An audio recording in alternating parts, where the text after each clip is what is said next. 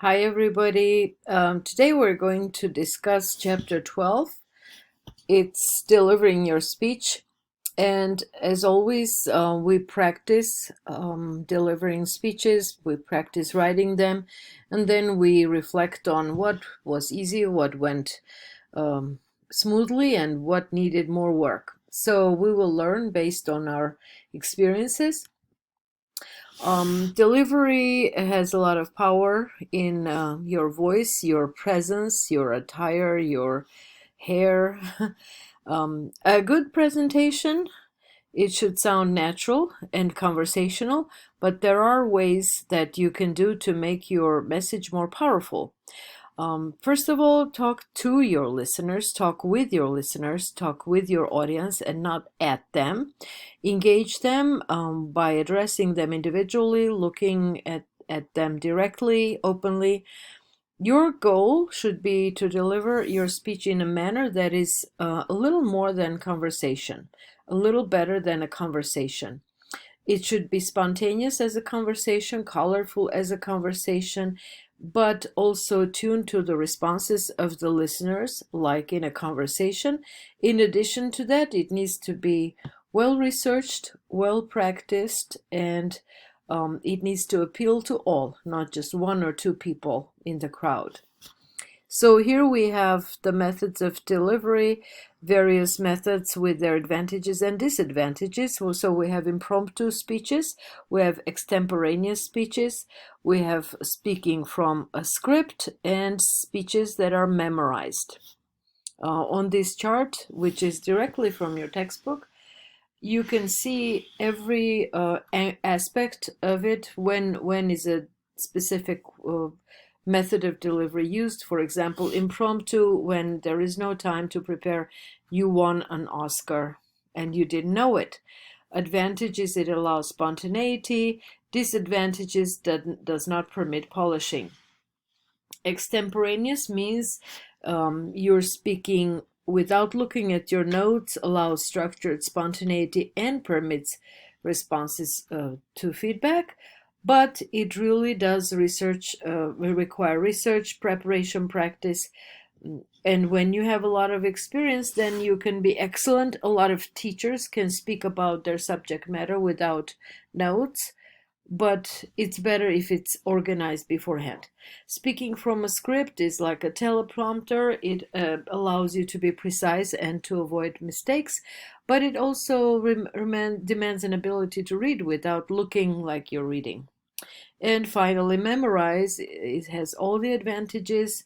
When you're making a very brief remark, you can learn it by heart. And our news anchors know that when they're doing a stand up, it's better to be memorized. So it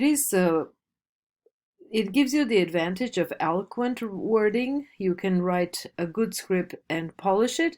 But the disadvantages are that it needs to be done in advance, and it really stresses your memory rather than allows you to communicate with the audience. And sometimes it sounds phony if it slightly misses the context because it's rehearsed. So, developing your own physical voice, developing your voice. First of all, let's agree that we're talking about the physical voice, and like anything physical, it is dangerous territory because voices are gendered. Voices have a unique characteristic for each individual.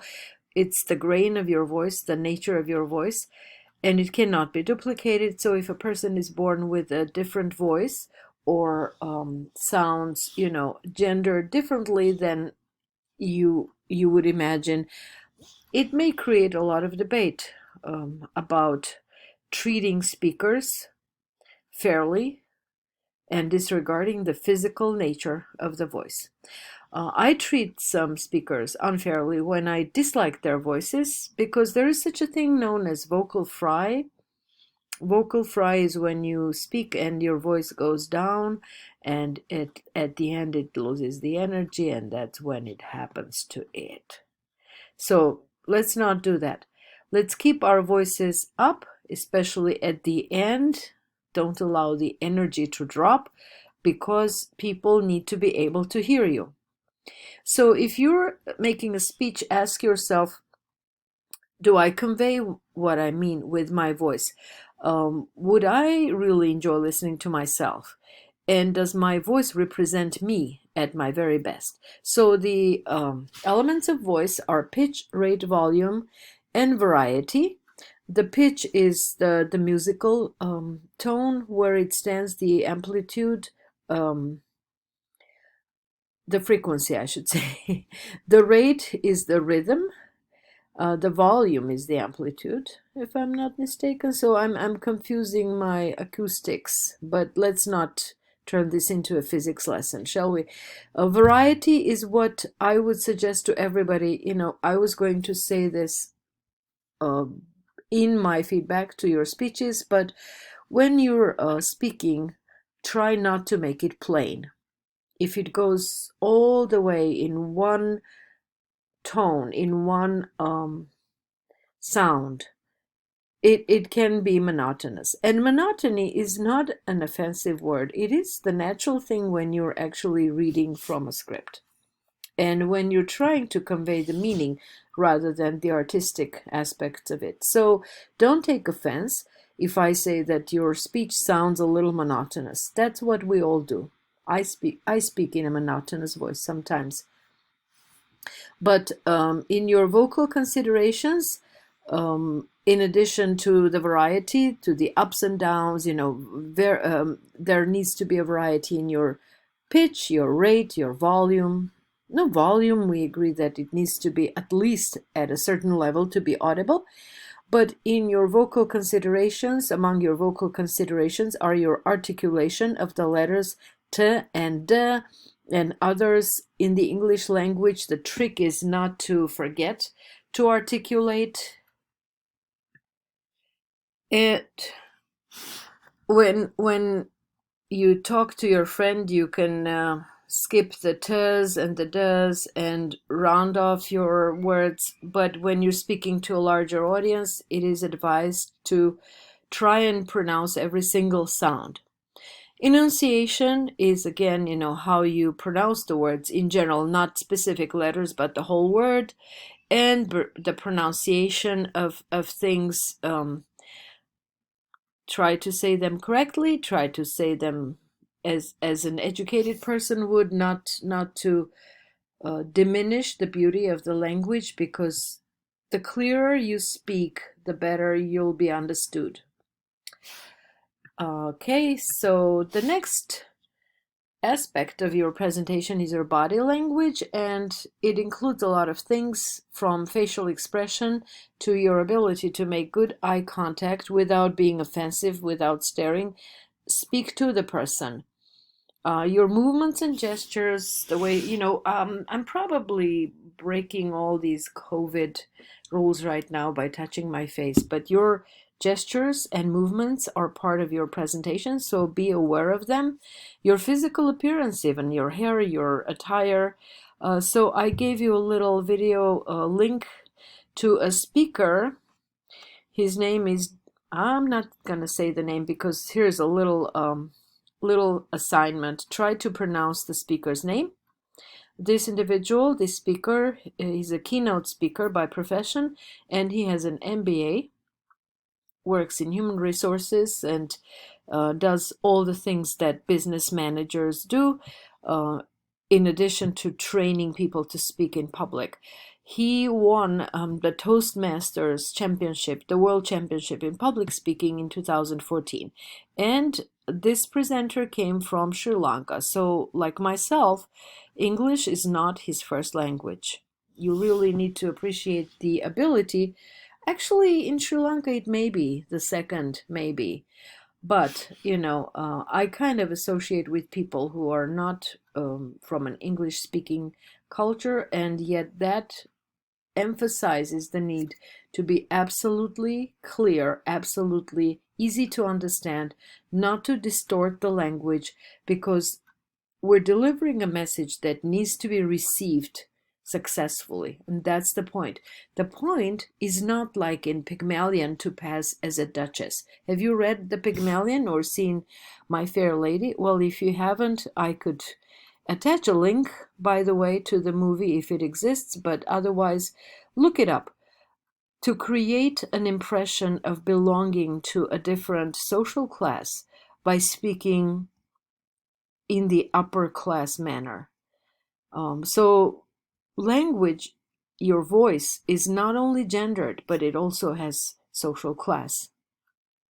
It does have gender, it does have age, it carries traces of your age, carries traces of your cultural background, and now from Pygmalion we know it identifies where you're from, your social class, your social background.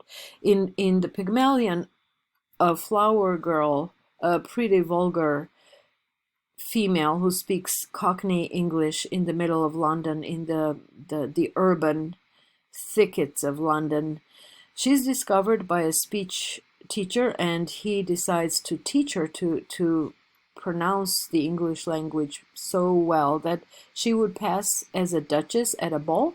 And as a result, of course, there will be a clash and maybe a happy ending, but I would like you to experience it firsthand. So finally, we need to practice, because with practice you will avoid the stuttering, the ums and uhs. Do not address your audience as you guys, because that is offensive to some. It may not be, because my name is Gayana and people call me Guy, and so I am Guy. But many people do not identify with Guy. They think of themselves as other gendered identities. So practice your delivery and eliminate anything that may be distracting, annoying, or inappropriate, or not politically correct. Incorporate your narratives and stories and examples, your facts and figures in an organic manner. I noticed that in your latest assignment, there were some stories, there were some anecdotes. People were bringing their personal experiences as an example, and that is good. I want to encourage you to do more of that. Otherwise, your speeches will be dry. And speaking of being not dry, but rather flexible, please remember that in normal circumstances, you will have audience members who will ask you questions. So be prepared to talk to the audience, leave room, leave time, and leave room for questions. Some of the things you can leave as questions on purpose if you want people to ask. Just leave something out there to address at the end. And, this little cartoon character, this picture is showing a person sweating while delivering a speech. Well, make sure that you don't sweat. No matter how much you practice, you might actually feel anxious. So bring a cold drink, preferably water. And if you're going to wear a nice outfit, please make sure that it is layered enough that you can take some parts of it off, like a jacket, a cardigan. Nobody wears vests. I wouldn't wear a scarf, although I love scarves, but they're very, very hot for me. So, I mean, warm. So be prepared to feel a little on the spot in the limelight. But you all did great. I watched a lot of your work and I'm really proud of you. And I'm just hoping that you continue reading from the chapters that we're covering, because the book gives you a lot more, and I can only highlight a few angles, a few aspects of each chapter. Thank you.